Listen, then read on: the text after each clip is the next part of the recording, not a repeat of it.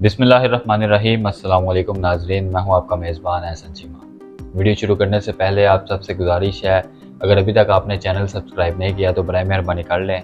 Video पसंद आए तो वीडियो को लाइक और शेयर कीजिएगा। अगर वीडियो में कोई कमी पेशी रह जाए तो बराए मेहरबानी कमेंट सेक्शन में हमारी इस्लाह ज़रूर कीजिएगा। नाज़रीन, पूरा पाकिस्तान इस वक्त अफरा तफरी का शिकार है। इसमें सियासी अफरा तफरी भी शामिल है और मुआशी भी।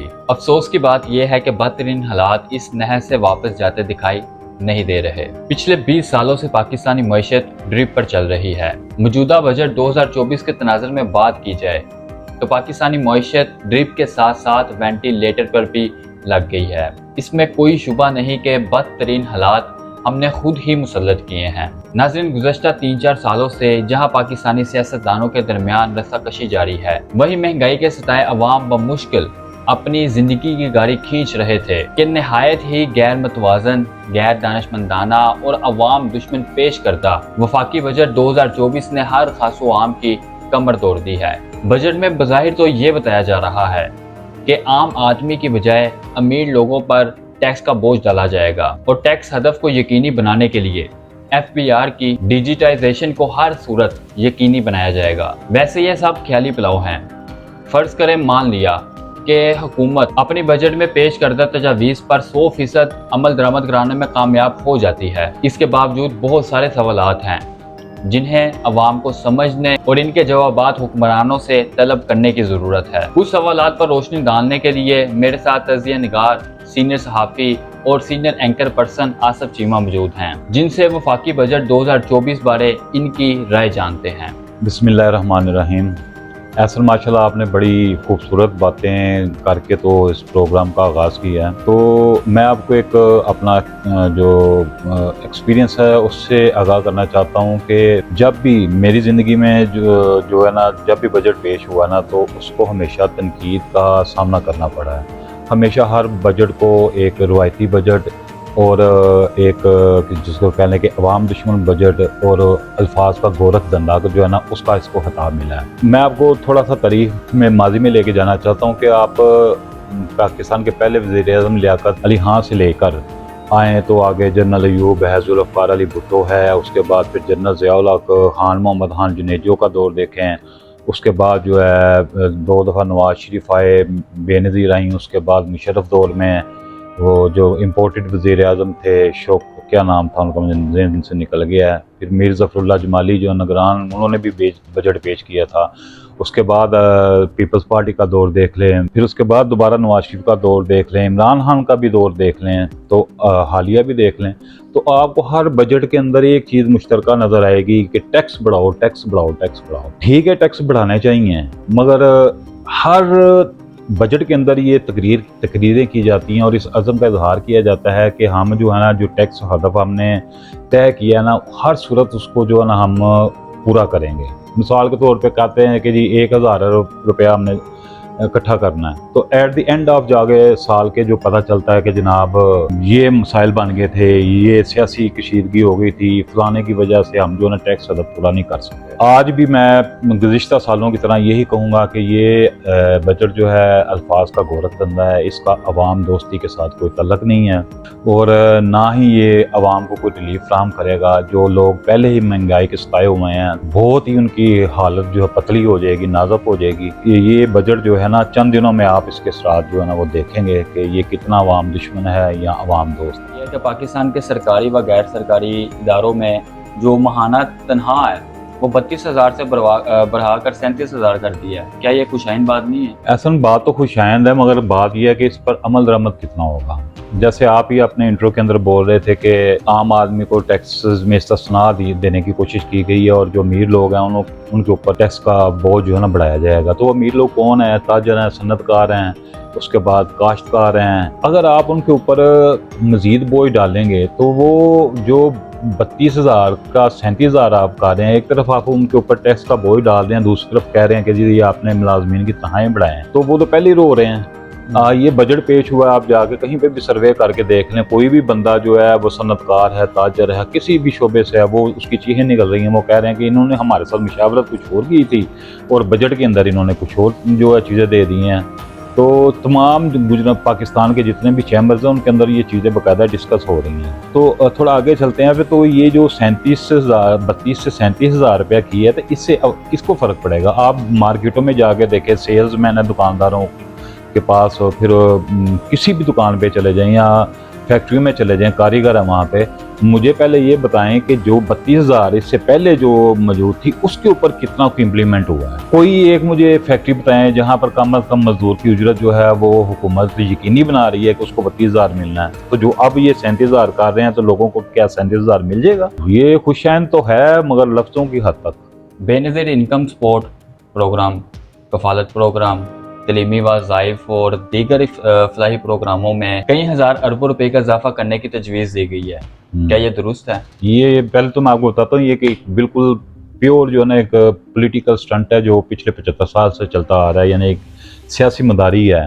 वो इसकी मिसाल ऐसी है कि वो गांव का जो मरासी है ना, उसको 100 का नोट दिखाए ना चौधरी, तो वो पूरे गांव के अंदर शोर मचाना शुरू कर देता है।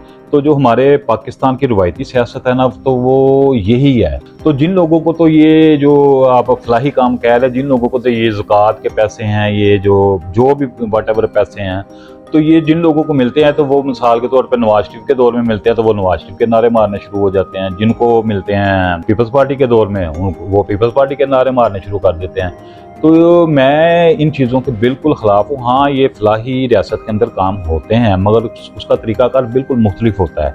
जो फलाही रियासत होती है उसकी तरजीह ये होती है कि हम अपनी आवाम को भिखारी बनाने की बजाय, यानी शिकार खिलाने की बजाय, हम उनको शिकारी बनाएं। हम अपनी कौम को स्किल्स सिखाएं, हम असरी अलूम के साथ साथ उनको फ़नी अलूम भी सिखाएं। अगर पाकिस्तान में उनको ये मौके नहीं मिलते अपना हुनर आज़माने के, तो वो बैरून मुल्क में भी जाकर कर सकते हैं। ये एक सियासी मदारी है जो 75 साल से चलती आ रही है। ये वज़ाइफ, तलीमी स्कॉलरशिप, ये लेफ्टिनेंट साहब ये फारग हैं, ये एक सियासी स्टंट है। तो आवाम की समझ में नहीं आ रही, ये बदकिस्मती है। मैं इसमें क्या कह सकता हूँ। पंजाब हुकूमत ने माहाना 100 यूनिट इस्तेमाल करने वाले सार्फिन को मुफ्त सोलर सिस्टम देने का ऐलान किया है। इसके बारे में क्या ख्याल है? यार छोड़ो, ये कैसा सवाल आप कर रहे हो। मुझे बताएं कि जो झुग्गी में रहने वाला भी कोई एक आदमी बताए जो बड़ी ही जिसको कह ले बचत करके तो 100 यूनिट से ऊपर ना जाने दे। ये तो ऐसे ही बस जिसको कह लें कि मरियम नवाज, क्या मैं कहना, क्या बताऊँ आपको। तो ये तो मेरे ख्याल में एक ऐसी इनकी वो एक आवाम को खुश करने की जो है ना एक इन्होंने ऐलान किया जिसको कोई भी नहीं मानेगा। 100 यूनिट यार, और ऊपर से देखिए आगे गर्मियों का मौसम है, तो अब इन्होंने सोलर सिस्टम देने हैं। तो कितने लोगों के हिस्से में वो सोलर सिस्टम जाएगा फ्री में?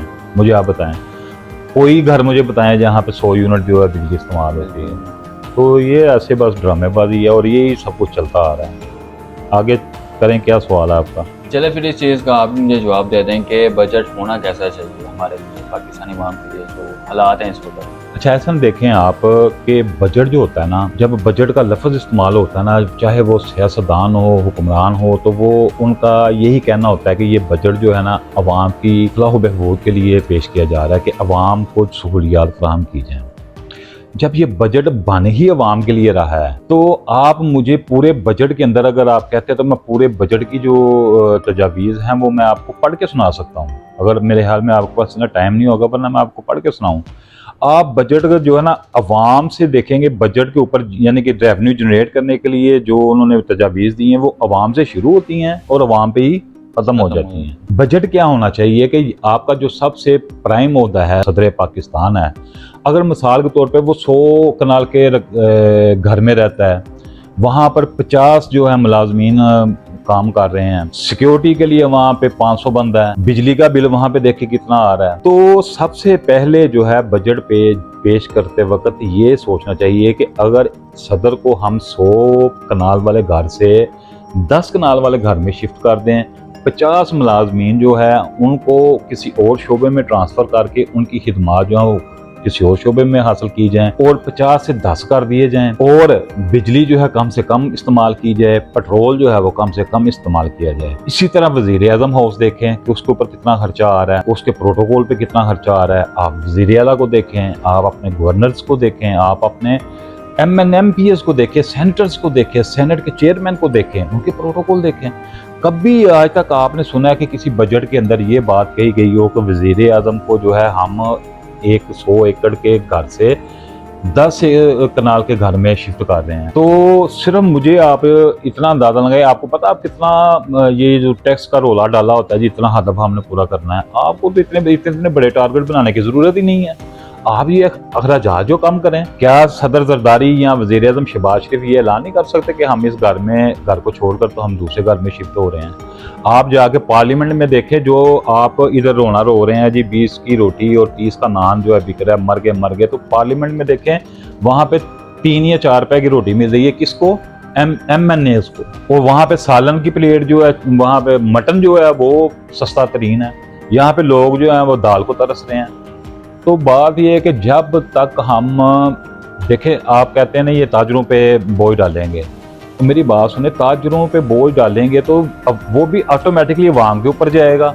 अब आप कहते हैं ताजर जो अपने मुलाजम को 37,000 रुपये कम अज कम तनख्वाह दे, वो भाई उसके ऊपर इतना बोझ डाल रहे हो टैक्सों का, फिर उसको कई उसके ऊपर बंदिशें होंगी, कई उसके ऊपर कवानीन लागू होंगे, वो कैसे 37,000 रुपये अवाम को देगा? तो फिर मुतासर कौन हुआ एंड पे जाके? आम आदमी जो है वो मुतासर हुआ। तो ताजरों पर बोझ डालने के बजाय आप सियासतदानों पे बोझ डालें, हुक्मरानों पे बोझ डालें, बाएं मैदान में रोल मॉडल बने। 75 साल पाकिस्तान की तारीख के अंदर आज तक आपने नहीं देखा होगा किसी बजट के अंदर ये बात कही गई हो कि जनाब वजीर आज़म जो है वो अपने अखराजात कम करेगा, जिस घर में रहता है वहां से किसी और जगह पे शिफ्ट हो जाएगा या अपने प्राइवेट मुलाजमीन के साथ रहेगा। मैं समझता हूँ कि जब तक हुक्मरान अपने आप को पहले नहीं पेश करेंगे, ये अपने मराद को नहीं छोड़ेंगे, अपने अयाशियों को नहीं छोड़ेंगे, तो ये सारे बजट, ये गोरख धंधा जो लफ्ज़ों का चल रहा है यही चलता रहेगा। और इतने बड़े चोर, सर्टिफाइड चोर जो हैं, हम उनके वकील बन जाते हैं। कोई किसी चोर का वकील बना हुआ है, कोई किसी चोर का वकील बना हुआ है। तो ऐसे में मेरे भाई, जब आपने खुद चोरों का एहतसाब नहीं करना, आपने चोरों की डेफिनेशन नहीं करनी, आपने चोरों को एक कटहरे में नहीं लाना, जिस पर इल्ज़ाम लगता है उसको जब तक आपने ये नहीं कहना कि जब तक तुम पर इल्ज़ाम लगता है तुम इस ओहदे के अहल नहीं हो, ये जब तक काम नहीं होगा तो कभी भी आप ना सोचना कि आपको बजट जो है आपकी मर्जी का मिलेगा। ये बजट जो हैं हुक्मरानों ही की मर्जी के होते हैं और उन्हीं ही की जो अयाशियाँ पूरी करने के लिए होता है, इसका अवाम के साथ कोई तल्लक नहीं होता। तो नाज़रीन, जैसा कि आपने आसिफ चीमा साहब की गुफ्तगू सुनी, इससे सिर्फ यही वाज़ेह होता है कि खरबूजा छुरी के ऊपर हो या नीचे हो, कटना खरबूजा नहीं है। जब तक हुक्मरान अपने आप को पेश नहीं करेगा, अपना प्रोटोकॉल ख़त्म नहीं करेगा, तब तक अवाम दोस्त बजट नामुमकिन है। बाकी आप हमारी गुफ्तगू पर गौर व फिक्र ज़रूर कीजिएगा। इसी के साथ अपने मेज़बान को इजाज़त दीजिए। इंशाअल्लाह दोबारा मुलाकात होगी नई वीडियो के साथ। तब तक के लिए अल्लाह हाफिज़। पाकिस्तान जिंदाबाद।